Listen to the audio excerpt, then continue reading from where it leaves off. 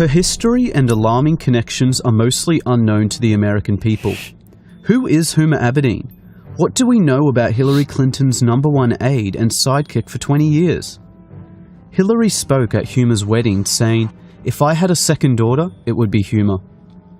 This presidential election decides who gets to run the most powerful country on earth, so it is obviously very important to understand the facts about Huma Abedin, as she may very soon become Chief of Staff in the White House. I'll be simplifying an intricate web of people, organizations, and events that unraveled over many years. All of this information and more is available online for anyone who has access to Google. Anyway, here is an unbelievable story of infiltration, unfolding before our eyes, and the most important aspect of this election that you definitely won't see on CNN. There are 4 main players in this: Hillary Clinton, Huma Abedin, Abdullah Omar Nassif, and Saudi Arabia. Huma was born in the USA. Then when she was 2 years old, her family moved to Saudi Arabia. They lived in Saudi Arabia for 16 years. Huma returned to the USA when she was 18 to study at George Washington University.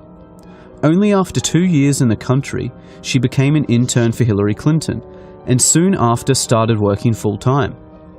Also in 1996, Huma was working at her family business, a journal by the Institute of Muslim Minority Affairs. The Abedin's family business is owned by the Muslim World League, Saudi Arabia's global organization that promotes violent Wahhabi Islam. They even share an office at 46 Goodge Street, London. Saliha Abedin, Huma's mother, and Hassan Abedin, Huma's brother, currently work there still. Abdullah Omar Nassif is one of the founders of the Muslim World League and served as vice president of the Saudi Kingdom Shura Council. He created Huma's family business along with her father. He also funded Al-Qaeda and Osama bin Laden, as did Saudi Arabia, for many years. His organization was declared guilty of funding Al-Qaeda terrorism by the USA State Department. During the Holy Land Foundation trial in 2001, the FBI discovered that the Muslim Brotherhood gave over $12 million to Hamas, the terrorist organization. They also found the secret 18-page plan for the Muslim Brotherhood, which explains that their work in America is a kind of grand jihad in eliminating and destroying Western civilization from within. This document is available online in full. One of the many listed organizations within the Muslim Brotherhood was the Muslim Students Association, which Huma was an executive board member on for 3 years. Only 2 years after Huma left, Anwar al-Awlaki, the Al-Qaeda member and preacher to 9/11 hijackers, became chaplain of the same Muslim Students Association that Huma was a part of. To make things worse, Huma's mother, Saliha Abedin, is a leading member of the Muslim Sisterhood, the women's division of the Muslim Brotherhood. All of these organizations share the same goal and tell us repeatedly in plain English. They want to destroy Western civilization and replace our laws with oppressive Sharia law like you see in Saudi Arabia. On 9/11, Abdullah Omar Nassif, Saudi Arabia, and Al-Qaeda tried to do just that. Where was Huma that day? The top funders of the 9/11 attacks created Huma's family business. Huma was officially working for the terrorists and Hillary Clinton the day those towers fell. Huma Abedin has never come forward with any information about her Saudi co-workers. Absolutely none of Huma's connections were mentioned by her during the investigations into 9/11. She has made no mention of her relationship to Abdullah Omar Nassif, the Muslim World League, Muslim Brotherhood, or her current status at her family business, which could be of unimaginable assistance to the FBI and the CIA. Huma's mother still works for the Muslim World League, yet Huma has made no effort to distance herself from her mother or her radical views. Saliha Abedin is a leading Sharia activist who has, for example, published a book called Women in Islam that claims secular man-made laws enslave women. It supports female genital mutilation, the death penalty for leaving Islam, the legal subordination of women, and the participation of women in violent jihad. Hillary Clinton has flown to meet with Saliha Abedin many times. Huma says that her mother considers her to be a big deal and is proud of her. Huma's absolute silence on all questions regarding her extremist ties says far too much. How can someone with such close links to terrorism be allowed access to our top-secret information and have security clearances? Especially since it was found that Huma was accessing Hillary Clinton's emails and physical documents.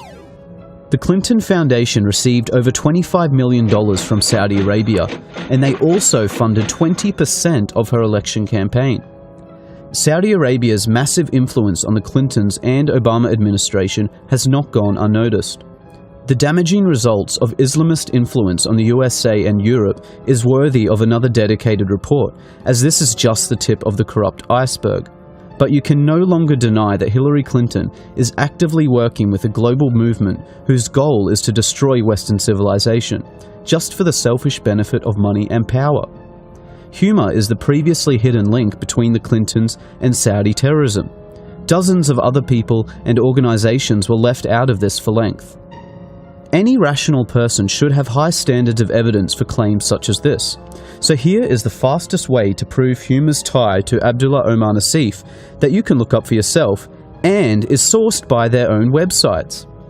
Start at the website of Huma's family business, the Institute of Muslim Minority Affairs. See that Huma's mother, Saliha, and Huma's brother, Hassan, currently manage this company. Now go to the website for the Muslim World League, owned by Saudi Arabia and Abdullah Omar Nassif. Note the address is listed by their website, 46 Goodge Street, London. Now, back to Huma's family business. If you scroll down, you see that same address, 46 Goodge Street, London. Clearly anyone can prove in seconds that Huma's family business is owned by Saudi Arabian terrorists. Their own websites make no secret of this fact. There are no more excuses for Huma's silence. She has had years of opportunities to distance herself from terrorists and radical views, but would rather simply hide.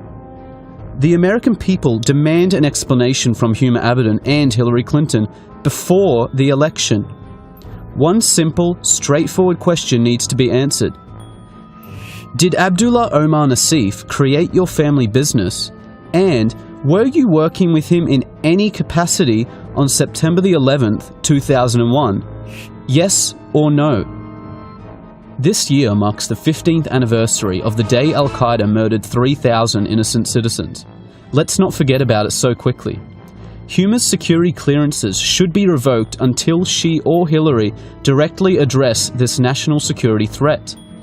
Unfortunately, in the meantime, because of the overwhelming silence and lies, it appears to be true that a vote for Hillary Clinton will be a vote for Huma Abedin, the Muslim Brotherhood, Saudi Arabia, Al-Qaeda, and a wish for the complete destruction of the United States of America.